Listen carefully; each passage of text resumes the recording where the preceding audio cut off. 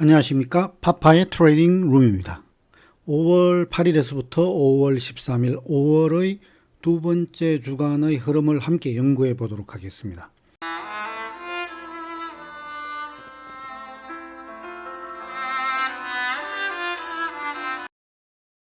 이번 파트에서는 미국의 최근 시장에서 보여준 특징에 대해서 한번 리뷰를 해볼 것이고, S&P 500의 분석과 나스닥의 분석을 뒤이어 진행하도록 하겠습니다. 우선 지난주가 마감되면서 S&P 500이 연속 하락 5주를 보여주는 주간으로 기록이 되었습니다. 이러한 연속 5주, 연속 6주, 연속 상승 5주, 6주, 7주라는 등등을 지난 40년 기간 동안 어떠한 빈발도로 나타나 있는가를 분석해 보도록 하겠습니다. 이 그림은 맨 좌측의 수치는 연속된 하락 주간의 수치입니다.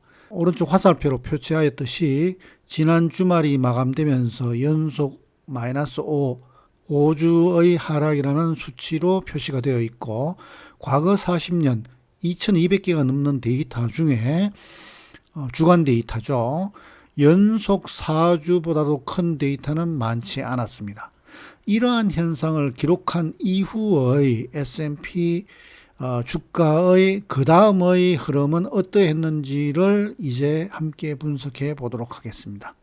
이 분석은 S&P 500이 연속 5주 이상을 상승했을 경우에 목격되는 횟수가 몇 번이냐를 본 것입니다. 과거 40년 동안은 연속 5주 이상 하락한 경우는 30회입니다. 30회.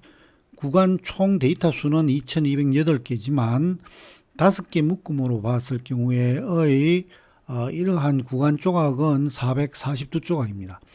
이러한 일어나기 힘든 경우의 확률은 구간으로 봤을 경우에는 6.79%의 확률이고, 총 구간의 도수로만 봤을 경우에는 1.36%의 확률로 굉장히 희박한 확률입니다.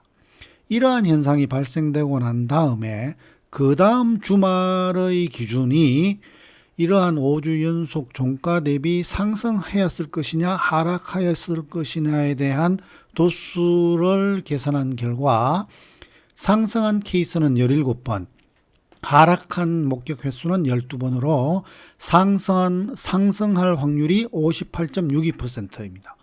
그런데 이 상승했을 때의 상승 수익, 그 폭과 하락하였을 경우의 하락 폭을 비교한 Profit to Loss Ratio PTLR은 63.19%로 상승 확률보다는 더 높습니다. 즉 손익비로는 1.72배로서 만약에 다음 주말에 상승한다 그러면 하락으로 일어날 수 있는 그 손실폭보다는 훨씬 큰 확률로 접근이 된다라는 이야기죠. 그 다음에 5주 연속 하락했을 때의 기준으로 10주 뒤에 상승하였을 것이냐 하락하였을 것이냐의 도수 확률로 보면은 약 72% 정도, 72.4% 정도의 상승 확률이 존재했었고, 10주 동안 이후에서의 수익과 손실에 관련되는 비율은 69.36, 약 70% 정도의 Profit to Loss Ratio를 나타내고 있다고 분석되어집니다. 즉 손익비는 약 2.26배. 따라서 5주 연속 하락하였을 경우의 하락 자체만을 쳐다보기보다는 차후의 시간경과 이후의 시장이 위치할 수 있는 확률 개념의 위치도 참고로 재미로 한번 이렇게 관찰해 보는 것도 좋을 듯합니다. 5월 둘째 주의 미국 시장의 주요한 지지 및 상승 관점을 가질 수 있는 관찰 지수에 대해서 표로 요약해 두었습니다. S&P 500의 경우에는 위쪽에 4267포인트를 테스트하는 움직임이 목격된다라고 한다 그러면 제법 이어지는 반등이 계속될 것이다 라고 해석할 수 있을 것이요. 나스닥의 경우에는 12,757포인트를 테스트하는 반등 흐름이 목격이 된다 그러면 좀 더 편안한 상승 흐름이 시간상 더 이어질 것이다 라고 해석해도 될 듯하여 정리해 놓은 표입니다. 아래쪽은 지지선이 S&P 500의 경우에는 4,103포인트요. 나스닥의 경우에는 12,093포인트입니다.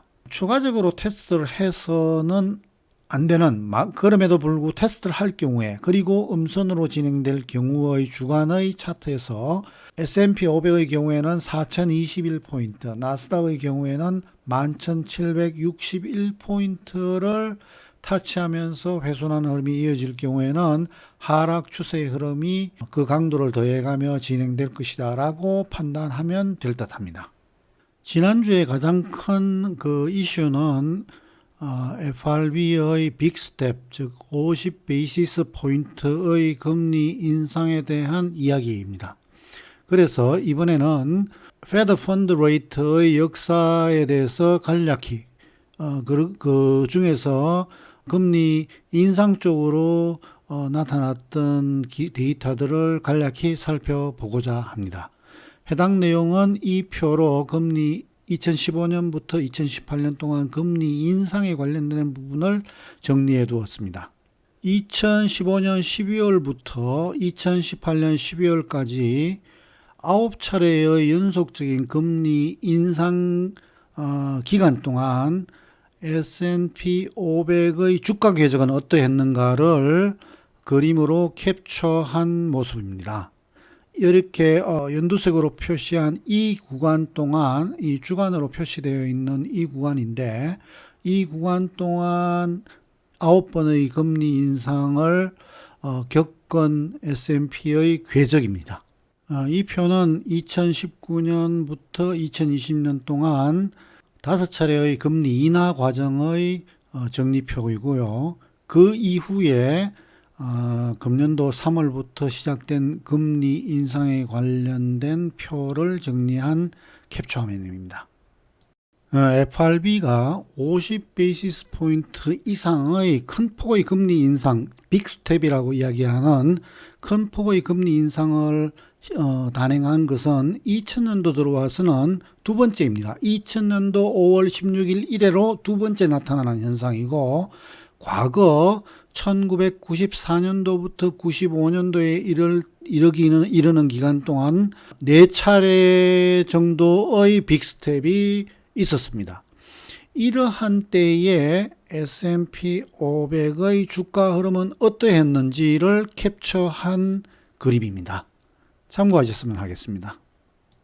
이 그림은 최근에 급격한 주가 하락, 지수 하락과 더불어서 많은 그 우려 섞인 이야기들이 난무하고 있기에 너무나 그런 쪽에 열린 마음으로 시장을 바라보지 않게 될 수 있는 요소가 있어서 제가 굳이 시장에서 많이들 회자되는 반대쪽에서 항상 일어날 수 있었던 여러 가지 그걸 계측할 수 있는 기술적 지표들을 동시에 S&P 500의 궤적과 함께 캡처해서 덧붙여 놓은 것입니다. 이 그림은 변동성 지수 Volatility Index와 S&P 500 간의 흐름을 한 그림으로 볼 수 있게 만들어 놓은 것이요. 여기에 옅은 황색 부분으로 표시한 부분의 영역이 VIX가 항상 고점을 기록했던 부분들의 영역을 추려서 도색화한 부분입니다. 참조하셨으면 합니다. 추가적으로 덧붙인 이 그림은 과거 약 8년 동안의 10년짜리 재무성 증권의 수익률, Yield to Maturity의 궤적입니다. 연두색으로 표시한 Reverse Head and Shoulder 패턴에서의 V 타켓 부분에 근접하고 있는 이 부분을 그림으로 캡처해 두었으니 참조하셨으면 합니다.